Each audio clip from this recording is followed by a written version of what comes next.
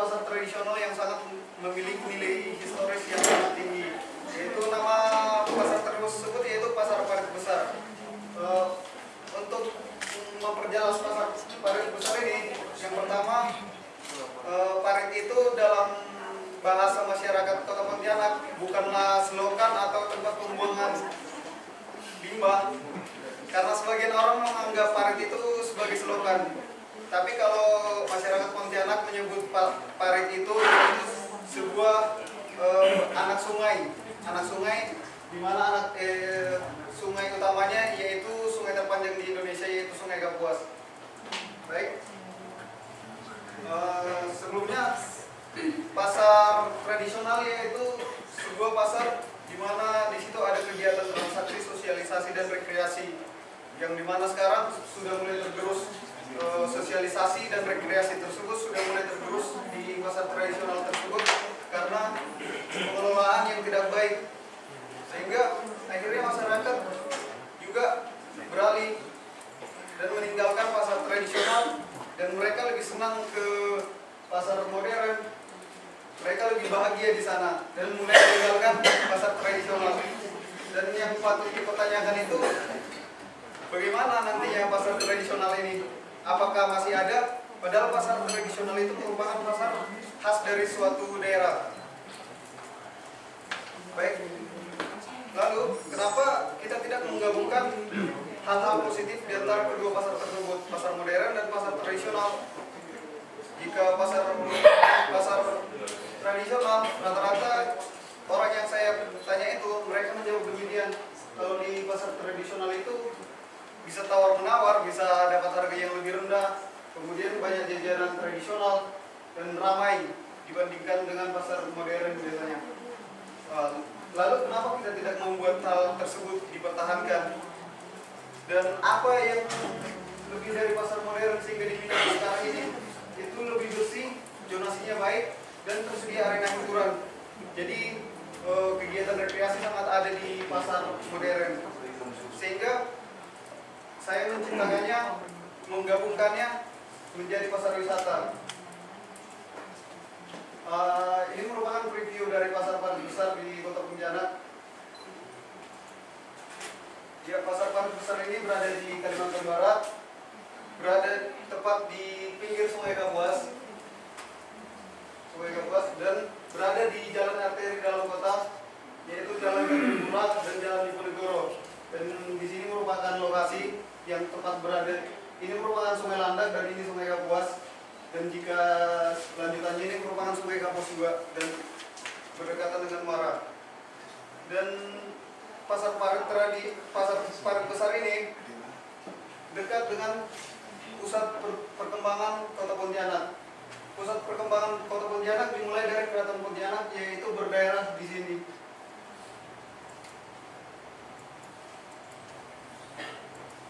Dan pasar tradisional ini merupakan lokasi-lokasi yang sangat strategis karena dia berada di daerah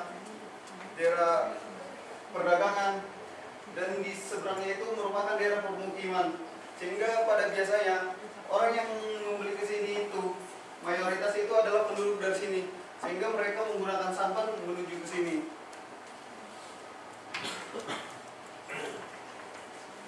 Ya, ini merupakan preview dari pasar tradisional pasar parit besar dahulu, yang merupakan sangat-sangat aktif pada masanya karena penggunaan transportasi air pada zamannya. Dan setelah ada jembatan yang menghubungkan antar sungai, sehingga pasar ini sudah mulai terlupakan. Mereka lebih memilih menggunakan kendaraan lain daripada kendaraan dari sungai. Dan sangat banyak permasalahan di sini. Yang pertama itu ini adanya jembatan, kemudian akhirnya pasar yang di slide sebelumnya yang kita lihat itu kegiatan sangat berpusat di air ini, dan kini dapat dilihat seperti ini. Mereka sudah tidak menghargai lagi pasar air tersebut, Dan akhirnya seperti ini, ya mereka tidak peduli lagi dengan apa yang ada di belakang mereka. Jadi mengumpul sampah dan hal-hal yang sangat kotor sering dilakukan di sini. Ya, akibatnya seperti ini, sampah ada di mana-mana, sungai juga, dan jalan, hampir separuh jalan di dekat pasar tersebut ada tumpukan sampah. Dan akhirnya para pemuda juga sekarang malas kan ke pasar tradisional. Sekarang itu para pemuda itu lebih banyak berfoto-foto di pasar modern atau di mall. Mereka jarang yang mau berfoto di pasar tradisional. Kenapa anak muda tidak mau berfoto di pasar tradisional? Mereka bergaya-gaya di pasar tradisional. Loh, tapi pasar tradisional tersebut mempunyai potensi juga loh.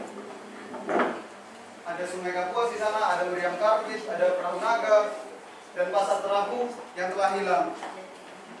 Kenapa tidak dimunculkan kembali sebagai potensi untuk menarik wisatawan ke pasar tersebut, sehingga pasar tradisional tersebut tetap terjaga dan malah semakin ramai dan semakin banyak anak muda yang mau berfoto-foto di sana.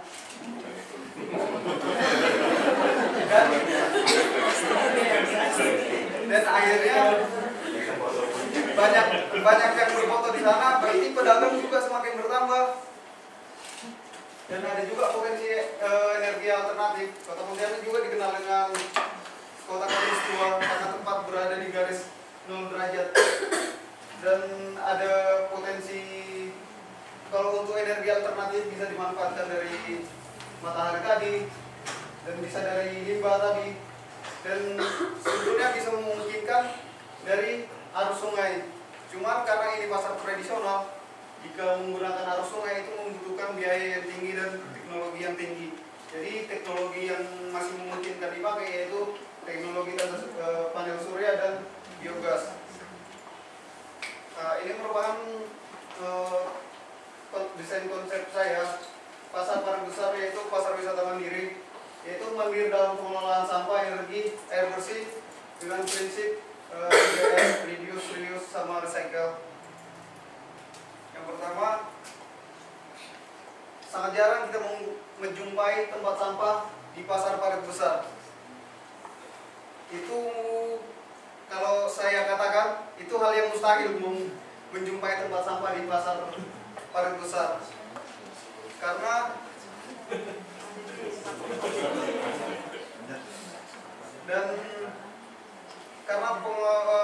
kesadaran penjual biasanya mereka menganggap sampah itu sebagai hal yang tidak penting. Lalu gimana kalau sampah tersebut menjadi tambahan bagi mereka? Sampah tersebut dijual. Jadi mereka tidak menganggap hal tersebut lagi jadi sesuatu yang mubazir, itu menjadi sesuatu tambahan pendapatan bagi mereka dengan memanfaatkan komunitas-komunitas yang bergerak dalam bidang tersebut. Konsepnya yaitu mutualisme, yaitu saling keterkaitan di antara komunitas tadi dan para pedagang untuk menciptakan suatu pasar tersebut. Yaitu para pedagang tadi memberikan sampahnya kepada pengelola, kemudian pengelola menciptakannya ke biogas, dan biogas tersebut digunakan kembali di pasar tradisional tersebut. Dan para pedagang tersebut pastinya harus membayar lagi kepada pengelola itu karena mereka telah memakai listrik yang dari biogas tadi kan.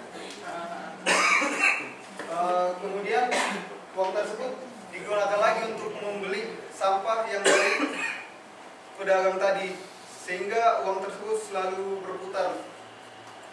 Kemudian untuk limbah plastik itu, limbah botol misalkan, atau limbah bungkus-bungkus yang lain diberikan lagi kepada komunitas atau kepada pengelola, kemudian diolah. Misalkan tempat seperti ini, jadi di pasar tersebut nanti tidak menyediakan lagi plastik-plastik resek itu.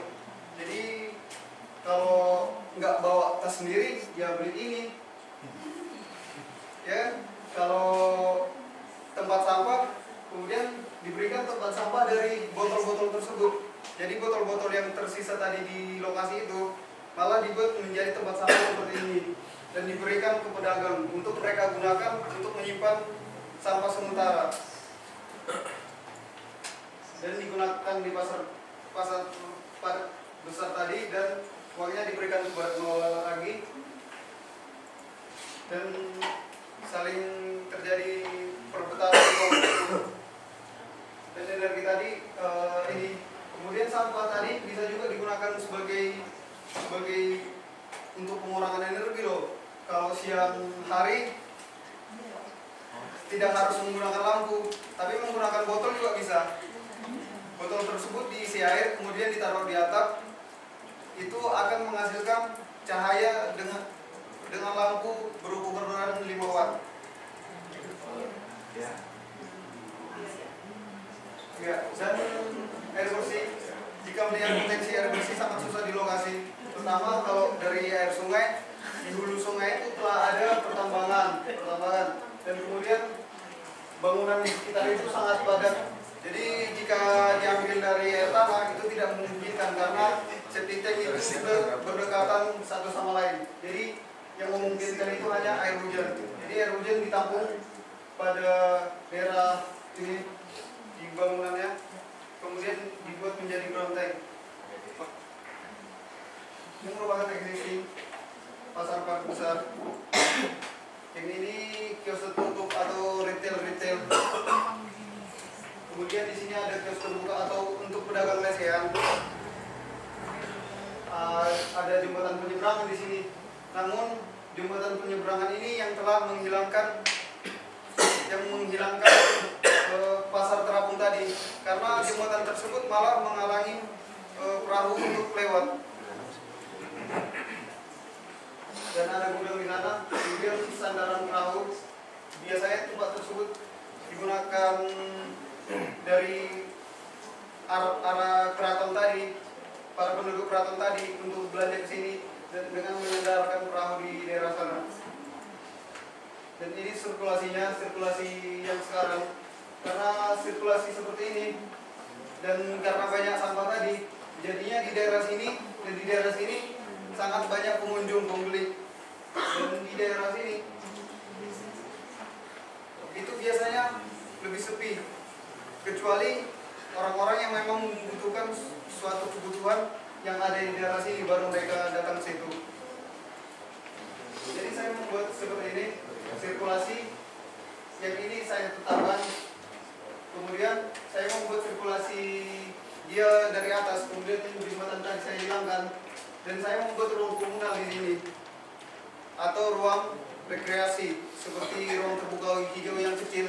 Namun itu dapat menarik minat orang untuk melihat ke dalam, sehingga orang-orang itu tidak hanya berkumpul di sini, berkumpul di sana. Dia penambahan masa itu masa yang orang merah. Saya membuat masa itu di atas agar ruang di bawah itu lebih luas dan memungkinkan di daerah ini.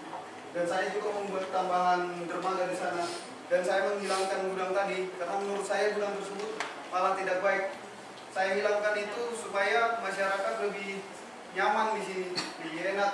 Kemudian dapat memicu pemerintah kota untuk melihat potensi sungainya. Nggak seperti sekarang, mereka tidak memperdulikan apa itu sungai Kapuas. Ya udah, kalau sungai ya sungai aja gitu.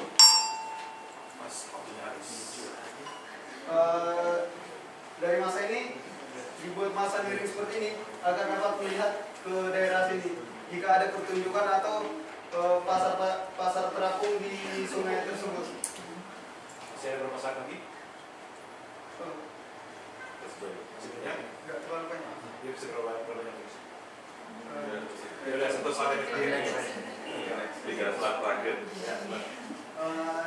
Ini merupakan existing yang akibatnya seperti ini, dan kemudian saya membuka di daerah sini, dan di sini saya membuat suatu sirkulasi sehingga masyarakat nantinya akan lebih peduli terhadap sungai ini dengan interaksi langsung terhadap sungai tersebut.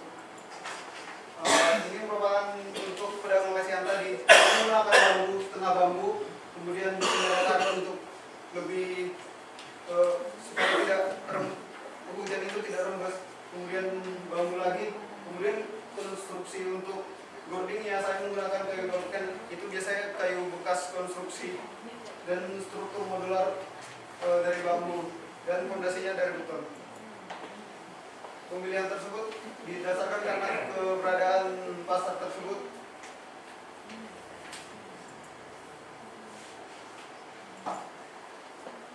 dan ini masa yang saya tambahkan tadi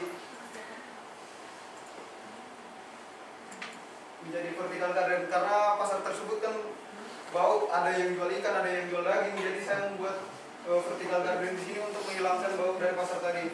Dan kemudian ada juga masyarakat yang punya nilai seni namun tidak bersalur, mereka dapat menyalurkan nilai di sini. Pada bagian belakangnya itu berupa beton atau konkrit, jadi dia itu tetap bisa dicoret-coret para grafiti tadi. Ini area pedagang jajanan tradisional, retail, kemudian sirkulasi. Jadi di sini bisa digunakan untuk perform art. Kemudian pedagang lesehan ada di sini.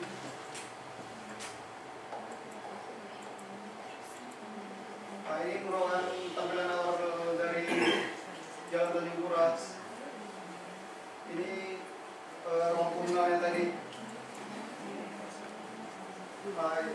Ini daerah ruang pertunjukan. Di sini daerah ruang pertunjukan bisa juga melihat misalkan ada suatu atraksi di sini, mereka bisa menonton dari daerah sini. Kemudian atau di daerah taman tersebut bisa tangga tersebut bisa digunakan sebagai daerah untuk menonton, sebagai penonton, dan di daerah sini sebagai pelaku atau sebagai seniman tadi.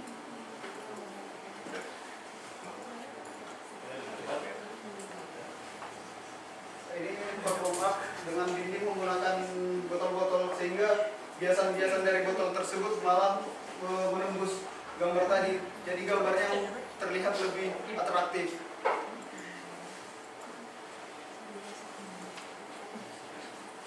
Ini daerah tangga jadi. Kemudian ini daerah pelabuhan tadi. Jadi saya menambahkan dua.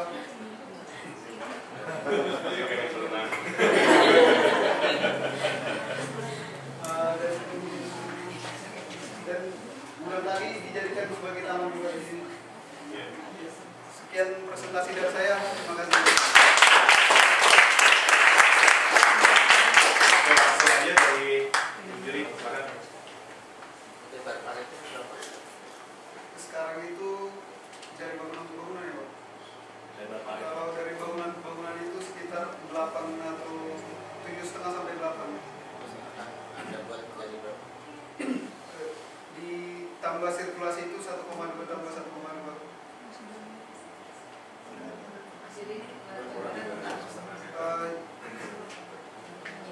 Jadi 8 kurangin 1,2 gitu ya. Jadi sekitar 5,6. Kalau lebar dulunya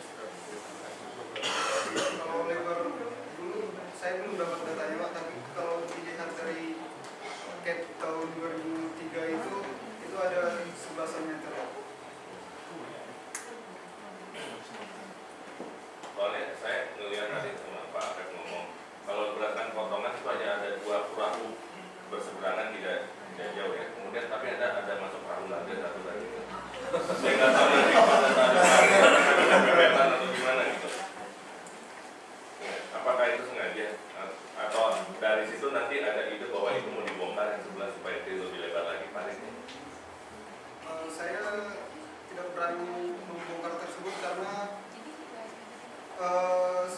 saya belum tahu memindahkan para pedagang tadi kemana, soalnya lahan di sekitar itu sudah sangat penuh. Bisa ceritakan mungkin kawasan sekitarnya apa sih? Kan tadi Anda fokus sama ininya ya, tarifnya, tapi kawasannya sendiri apa sih? Kawasan, kalau di kawasan sebelah kanan tadi bisa. Iya, silakan.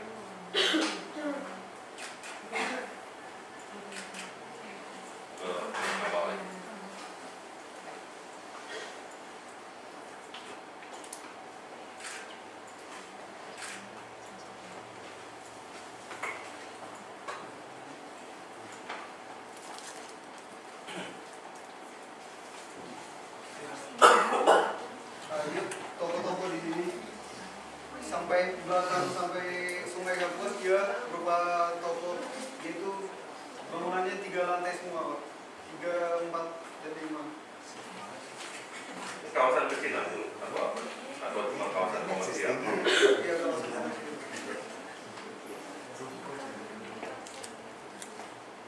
Jadi planning Anda adalah akan menghilangkan existing kios itu dan jadi yang struktur baru yang tadi di. Iya, sebagian ada saya hilangkan, kemudian ada yang tetap saya pertahankan.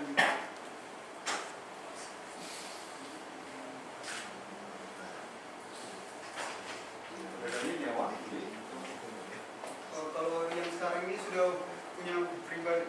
Kalau saya kemarin wawancara dengan yang punya, kalau yang retail ini mereka sudah punya sendiri. Sertifikat. Kalau sertifikat saya nggak tahu ya Pak. Maksudnya kalau memiliki kan agak repot juga ya. Iya. Gimana kita bisa mengintervensi memiliki orang-orang. Tapi kalau dia memang punya orang kan bisa mengintervensi.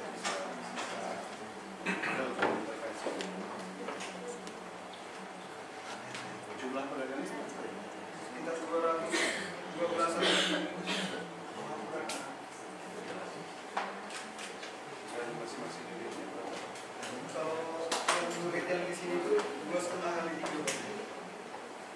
Kecuali kalau yang area pedagang lesehan, mereka itu random Pak. Soalnya kan mereka itu ada yang lesehannya yang agak besar, ada yang lesehannya yang kecil. Jadi tidak, kalau lesehannya tidak teratur. Kalau kembali ditilik ya, saya melakukan redesign. Tadi ada yang mungkin akan jadi tambah luasnya atau berubah bentuknya itu gimana Pak? Ini persoalan seperti itu biasanya gimana caranya? Ini kan sudah ke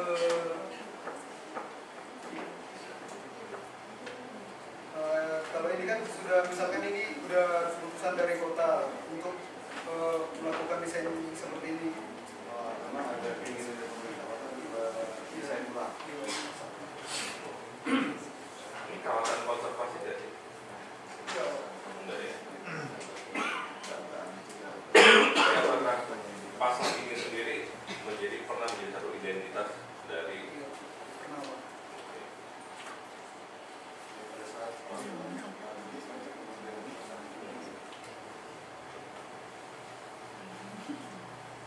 pasar terdekat dari sini benar.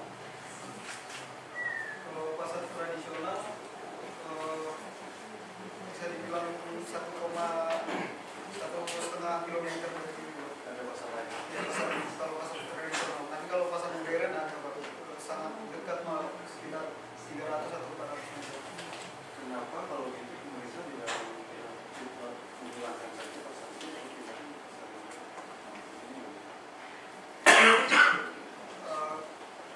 harus ada di sini pasar.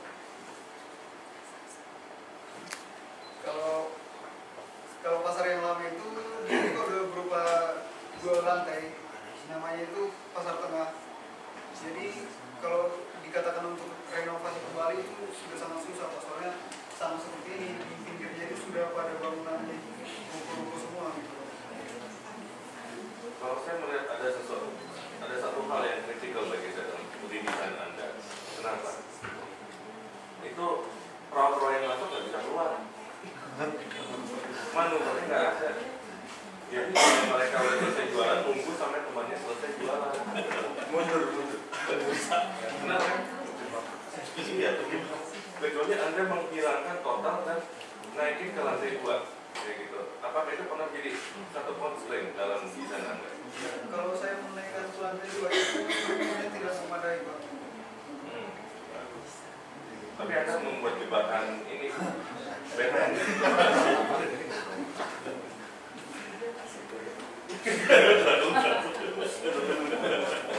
Itu constraint karena akhirnya orang juga malas jualan di situ bagi saya. Mereka tahu bahwa itu tidak di situ.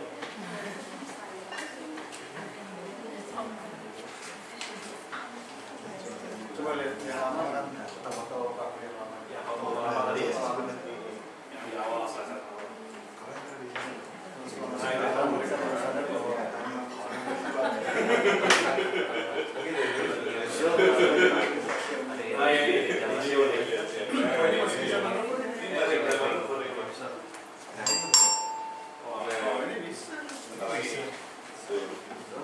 bisa lewatin. Bisa masih bisa kalau ini lebih bisa Manuver. kalau installamen yang sekarang dia cuma bisa dua terus dia udah nggak bisa lewat lagi diangkat juga pendek kok, jadi kakinya turun diangkat. kan dari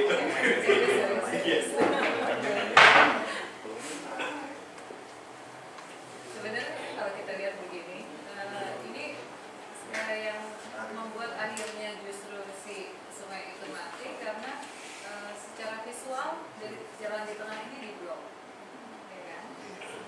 Saya nggak tahu apakah Anda conscious tentang hal ini, tapi sebenarnya pemecahan yang Anda lakukan baik, bahwa yang blok itu kemudian diapakan sudah diblok menjadi transparan. Tapi itu menimbulkan masalah baru karena sebenarnya kan kenapa di sini terjadi perdagangan justru karena ada akses yang begitu mudah dari sirkulasi massa ke penjual baik lewat sungai maupun lewat jalan. Nah, begitu dipindah ke atas, fungsi yang di atas ini memang membutuhkan aksesibilitas yang memungkinkan orang untuk bisa berinteraksi juga dengan mudah. Gitu. Nah itu ada pemecahan nggak dari pemuda Johan? Bagaimana memecahkan ini?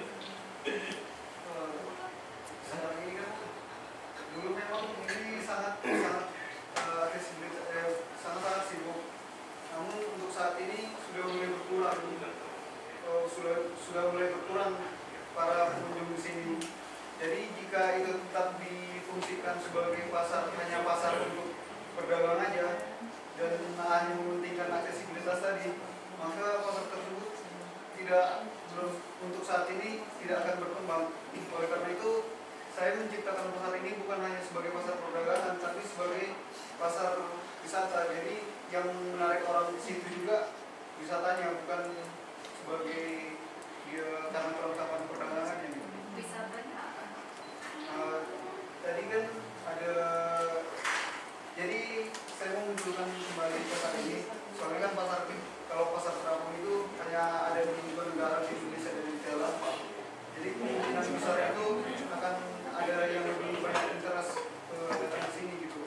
Tapi pasar terapung itu kan sesuatu yang hidup karena perdagangan sehari-hari, bukan ditonton kan?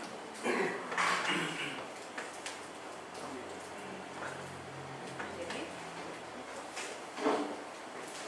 Kemudian lokasi tadi juga bisa digunakan meskipun hanya wisata musiman seperti meriam karang tadi, atau biasanya pada nilai tinggi biasanya ada perahu naga, bisa meskipun itu hanya pada daerah pelabuhan tadi gitu.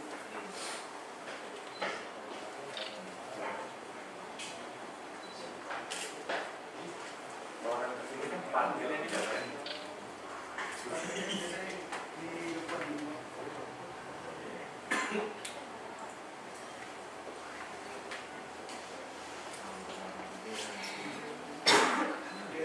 Kemudian di daerah sini ada semacam, jadi jalan itu diperlebar untuk parkiran motor.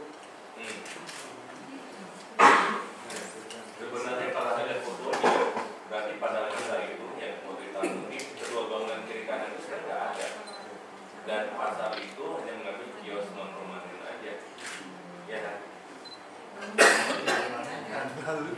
bangunan fisik yang kanan kiri ada tapi yang kios-kios itu nggak ada oh iya sama sekali.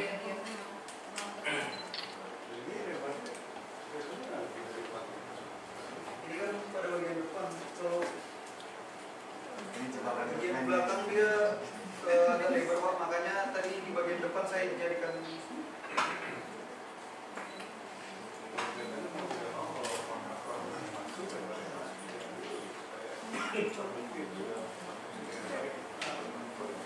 Karena tadi bagian depan itu sangat sempit, makanya saya jadikan bagian depan itu sebagai resiko seperti ini.